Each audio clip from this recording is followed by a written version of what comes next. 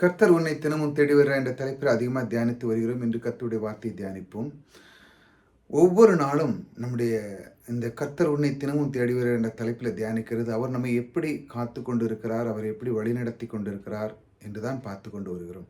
அவருடைய அன்புக்கு நிகரே இல்லை. அவர் நம்மை ஒவ்வொரு நாளும் வழிநடத்தி கொண்டிருக்கிறார். அவர் நம்மளை காத்து கொண்டிருக்கிறார். எங்கு சென்றாலும் எந்த சூழ்நிலையிலும் நம்மை காக்கிற தேவன் அவருடைய வார்த்தை கொண்டு நம்மை காத்துக்கொண்டு, அந்த வார்த்தையை நாம் அறிந்து கொள்ளும் பொழுது, அந்த வார்த்தையை நம் நாவிலே வைக்கும் பொழுது, நம்முடைய உள்ளம், நம்முடைய சரீரம் எல்லாமே ஒரு புதுப்பித்தாய் கொண்டு வந்து நம்முடைய வாழ்க்கையை அவர் நடத்தி கொண்டிருக்கிறார். தேவன் அப்படி நம்மளை எந்த அளவுக்கு செய்கிறார் என்று இன்னைக்குள்ள வார்த்தையை நாம் பார்ப்போம். கர்த்தர் எல்லா தீமையின்றும் என்னை ரட்சித்து தம்முடைய பரம ராஜ்யத்தை அடையும்படி காப்பாற்றுவார். தேவன் பாருங்க, ஒவ்வொரு நாளும் இந்த மாதிரி வார்த்தை கொண்டு உங்களுக்கு அவர் நினைவு கூட்டுகிறார். எல்லா தீமையும் உங்களுக்கு வருகிற தீமை பாருங்க. இன்னைக்கு நீங்கள் வெளியே போகிறீங்க, ஒரு எத்தனை விதமான இந்த பூலோகத்தில் நடக்கிற நிகழ்ச்சிகள் நீங்கள் பார்த்துட்டு தான் இருப்பீங்க. வெளியே போகும்போது நீங்கள் எல்லா விதத்துலேயும் நல்லா தான் இருப்பீங்க, யார்கிட்டையுமே பிரச்சனை பண்ண மாட்டீங்க, இதெல்லாம் கரெக்டாக தான் போவீங்க. ஆனாலும் இந்த இந்த இந்த பூமியானது இடையூறு மத்தியிலையும் யாராட்டும் ஒருத்தர் உங்களுக்கு எதிராக பேசுகிற ஆட்கள் நிறையா இருப்பாங்க பாருங்கள். ஏன் அப்படி செய்யாத, இப்படி இரு, அங்கே இரு, இங்கே இரு, இப்படி செய்யாத, இப்படி சொல்லுகிறவங்க நிறையா இருக்கிறாங்க. ஏன்னா இடையூறு கொடுக்குறவங்க இந்த பூமியில் நிறையா இருக்கிறாங்க, தீமையை கொண்டு வருகிறவர்கள். ஏனென்றால் இந்த இந்த புவியீர்ப்பு விசை என்ன செய்கிறதுனா எல்லாத்தையும் இழுக்குது. தேவனோடு அந்த உறவை கொண்டு வராத அளவுக்கு ஒவ்வொரு நாளும் உங்களை முன்னேற விடாமல் இழுக்கிற சக்தி. அதாவது தேவனுக்கும் உங்களுக்குள்ள உறவை, அதாவது நீங்கள் எப்படி அதை கொண்டு எப்படி செயல்படணும், எப்படி வாழணும் அப்படிங்கிறத செய்ய விடாத அளவுக்கு உங்களை தடுக்குது. அந்த மாதிரி தீமைகள் இருந்து தேவன் உங்களை காக்கிறார் பாருங்கள்.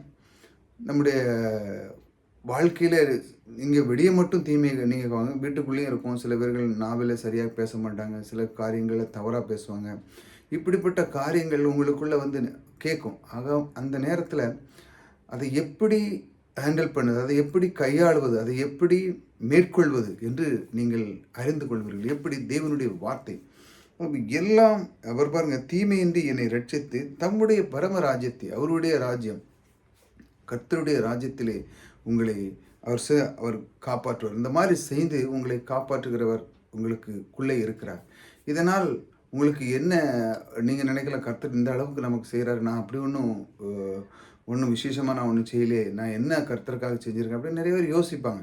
ஆனால் கர்த்தரை பாருங்கள், உங்களை நீங்கள் அறியாமல் அவர் உங்களை நேசித்து உங்களை நல்வழி நடத்தி கொண்டிருக்கிறார். அதை சில பேருக்கு புரிய செய்யாது.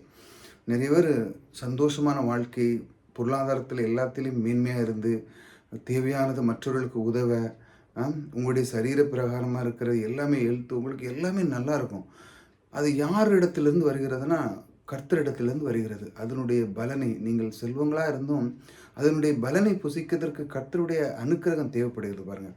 அதெல்லாம் நிறைய இடத்துல பைபிளில் நீங்கள் பார்த்துருப்பீங்க. உங்களுக்கு பணம் இருந்தும் அதை அனுபவிக்க ஒரு அனுக்கிரகம் தேவையில்லையா? அதற்கு எங்கிருந்து கிடைக்கிறத கர்த்தருடைய ஆசீர்வாதம், அவருடைய ஆசீர்வாதத்தை என்ன உங்களுக்கு வர்க்கித்து பண்ணி அவர் உங்களை உயர்த்துகிறார் பாருங்கள். இந்த மாதிரி வார்த்தைகளை நீங்கள் கற்றுக்கொள்ளும் பொழுது, அவர் காப்பாற்றுகிற தேவன் எனக்குள்ளே இருக்கிறார் என்று நீங்கள் அறிந்து கொள்ளும் பொழுது உங்களுடைய உள்ளம் மிக சந்தோஷமாக இருக்கும். உதாரணமாக நம்ம பாருங்களாம், குடும்பத்திலே நீங்கள் பார்த்தீங்கன்னா சில விஷயங்கள் நீங்கள் பேசிகிட்டே இருப்பீங்க. சில நேரத்தில் சில உறவுகள் வருவாங்க, பிரச்சனையில் வந்து சொல்லுவாங்க, இப்படி ஒரு பிரச்சனை இருக்குப்பா, என்ன செய்ய, வாங்க, இது எப்படி மேற்கொள்ள, இது எப்படி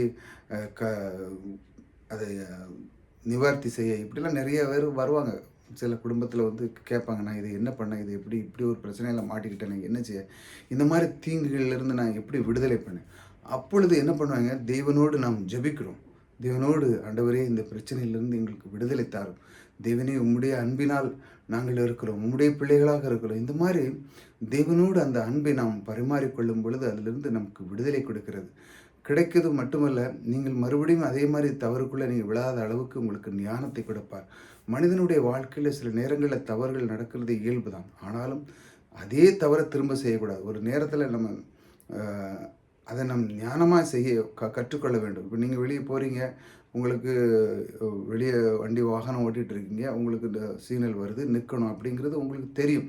இப்போ தெரியாமல் இருக்கிறது வேற, தெரிந்து இருக்கும் இது வேற. உங்களுக்கு தெரியும் பொழுது நீங்கள் சரியாக அதை கையாள வேணும். அப்படி நீங்கள் கையாளணும்னா உங்களுக்கு தான் ஆபத்து. நீங்கள் அதை சிக்னல் விழுந்தும் மறுபடியும் நீங்கள் போயிட்டீங்கன்னா, எதிர்த்தால வண்டி வரும் உங்கள் மேலே மோதிரும். அப்போ என்ன செய்ய வேண்டும்னு அந்த தீமையிலிருந்து காக்கிறதுக்கு அந்த ஞானம் தேவைப்படுகிறது. அந்த இடத்துல சிக்னல் போட்டிருக்கு, அப்போ நிற்கணும் அப்படின்னு நமக்கு ஒரு ஒரு ஒரு ஒரு அந்த அந்த இடத்துல நமக்கு அந்த ஞானத்தை கொடுத்துருக்காரு. நிற்கணும் அப்படிங்கிறது நமக்கு தெரிகிறது. இப்படி தான் நம்முடைய வாழ்க்கையில் தீமை, அதாவது எங்கே இருக்குன்னு உங்களுக்கு நல்லா தெரியும். இந்த இடத்துல போனீங்கன்னா இந்த மாதிரி இடத்துல நம்ம பாவத்தில் விழுந்துரும், இந்த மாதிரி செஞ்சீங்கன்னா நமக்கு தப்பு அப்படின்னு நமக்கு நல்லாக தெரியும். ஆனாலும் மனிதன் பாருங்கள், அவனே அவன் விழுந்துருதான். சிலவங்க சொல்லுவாங்க அவனே தனக்கு குழியை வெட்டிக்கிறான்னு சொல்லுவாங்களா, அந்த மாதிரி தீமைக்கு அவனே காரணமாகிறான். இந்த மாதிரி கர்த்தருடைய பிள்ளைகள் இவ்வளோ அற்புதமான பைபிளை கொடுத்தும் தேவனுடைய வார்த்தையை அவன் நாவில வைக்காமல் தீமைக்குள்ளே அவனே விழுந்துக்கிடான். ஆனால் இந்த ஆண்டவர் பாருங்கள், நம்மளை நேசித்ததுனால அவனை மீண்டும் எடுக்கிறார். அதான் அதில் ஒரு விஷயம். நீங்கள் இந்த பைபிளில் ஃபுல்லாக நீங்கள் படிச்சிங்கன்னு பார்த்தீங்கன்னா, ஆதியாமத்திலேருந்து நீங்கள் பார்த்தீங்கன்னா, அந்த காக்கிற தேவன் பாருங்கள், எல்லாரும் இந்த மாதிரி கஷ்டத்துலேருந்து தூக்குவார். எல்லாரும் நிறைய பேர் பாருங்கள், தாவீதே நீங்கள் பார்த்தீங்கன்னா, அவனே எவ்வளோ பெரிய இதாக இருந்து மறுபடியும் அவன் ஒரு சூழ்நிலை காரணமாக வெளியே ஓடுறான். ஓடி ஓடி ரொம்ப சுகந்து போகிறான். அப்புறம் தேவன் சொல்கிறார், ஆண்டவரே அப்படின்னு சொல்லி அவன் கலங்குறான். அந்த மத்தியிலும் அவன் பாவம் செய்த மத்தியிலுமே அவனை மீட்டெடுக்கிறார். இந்த தேவன் பாருங்கள், அவர் அன்பு வைத்தால் அவன் தவறு குறைகளை அவர் காண்பதில்லை. நம்முடைய வீட்டிலையும் அப்படிதான். உங்களுக்கு யார் மேலே அன்பு இருந்தாலும் அந்த குறைகள் உங்களுக்கு தெரியாது. சில நேரத்தில் தவறு நடந்தாலும் சரி, ஏதோ நடந்திருக்கு அப்படின்னு சொல்லி அதெல்லாம் அகற்றி மீண்டும் நீங்கள் அவர்களை அரவணைத்துக் கொள்வீர்கள். அந்த அளவுக்கு தேவன் உங்களுக்கு ஒரு அன்பான ஒரு ஞானத்தை கொடுக்கிறார். இப்படிலாம் தீமையிலிருந்து காத்து உங்களை காக்கிறார். அதே போல தான் நீங்களும் குடும்பத்தில் எந்தெந்த இடத்துக்கு பிள்ளைகளை அனுப்பணும், எந்தெந்த இடத்துக்கு நாம் போகணும், எப்படி இருக்க வேண்டும் என்று உங்களுக்கு எல்லா ஞானத்தை கொடுத்த அந்த தேவன் உங்களுக்குள்ளே இருக்கிறார். இந்த மாதிரி தீமைகளிலிருந்து, ஒரு சில தீமைகளிலிருந்து நீங்களே விலகி கொள்ளலாம். அதற்கப்புறம் வருகிற தீமையை தேவன் உங்களுக்கு ஞானத்தை கொடுத்து அதிலிருந்து விடுதலை ஆக்குவார். எப்படி என்றால் அவர் உங்களுக்குள்ளே இருந்து செயல் செய்ய ஆரம்பிப்பார்.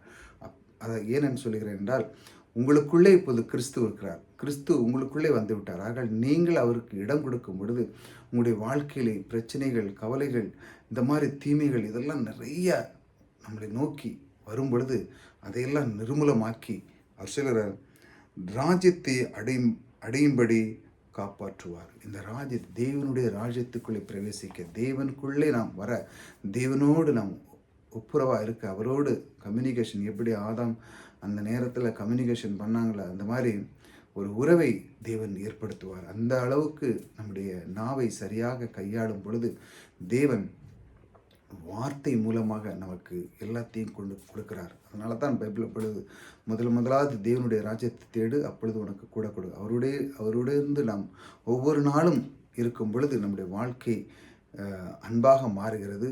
நம்முடைய வாழ்க்கை மாறும் பொழுது கர்த்தர் அதை விரும்புகிறார். அதுதான் ரொம்ப முக்கியம்.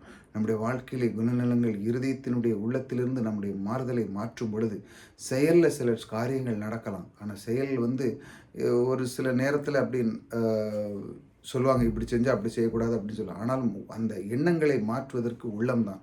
அந்த உள்ளம் எங்கே இருக்கிறது? தேவனுடைய வார்த்தையில் இருக்கிறது. ஒரு மனிதன் இதயத்திற்குள்ளிருந்து அவன் மாறுதல் உண்டாகினால் தேவன் ரொம்ப அன்பாக அவர் நேசிக்கிறார். அந்த குழந்தைகளை தன்னோடு அண்டையிலே கொண்டு வந்து, என்னுடைய பிள்ளை என்னுடைய வார்த்தைகளை கேட்டு இருதயத்திலிருந்து என்னை நேசிக்கிற குழந்தையாக இருக்கிறான். ஆகால் அவனுக்குள்ளே நான் அற்புத விதைகளை விதைத்து அவனுடைய வாழ்க்கையிலே காப்பாற்றுவேன் என்று உங்களுக்கு உறுதியை கொடுக்கிறார். இந்த அற்புதமான தேவனை நீங்கள் பற்றி கொள்ளுங்கள். ஒவ்வொரு நாளும் உங்கள் கூடவே இருக்கிறார்.